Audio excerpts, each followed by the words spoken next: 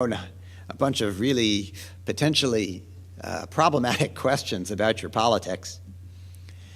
What I want to point out is that when you break this out by who did you vote for, break it out by education,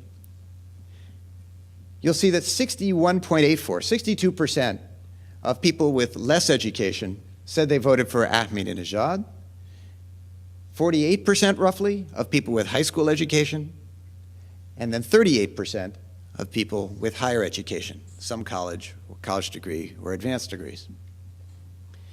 If these were faked, it seems strange that the people with less education were hiding their views more than people with more education. And this tracks roughly with the election results, suggesting that this is truly a divided society. That if people were systematically hiding their opinions, we wouldn't expect to see this come out necessarily quite so cleanly. There was another survey done in September. The data has just been made available.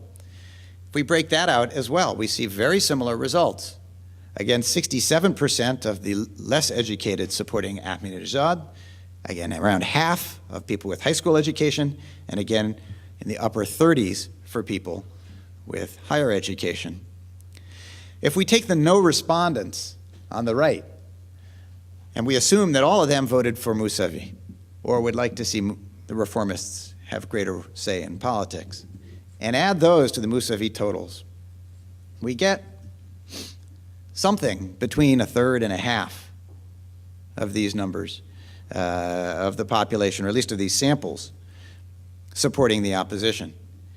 I think the result of this is that the political future of Iran is really up for grabs, that there are major movements on both sides, and that the cultural jiu-jitsu and the cultural references and who can tell the best jokes at political rallies is going to sway the median voter, as it were, the median political actor, that the opposition movement could indeed bubble up into something massive once again, or not, depending on the creativity of the opposition movement itself.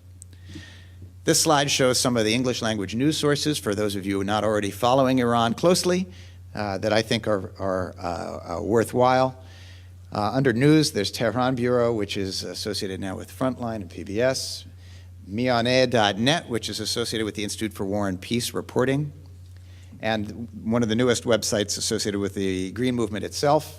It has an English page, en.irangreenvoice.com, and two analysts here in the United States who I respect and who are following the news closely, Gary Sick at Columbia and Juan Cole at the University of Michigan.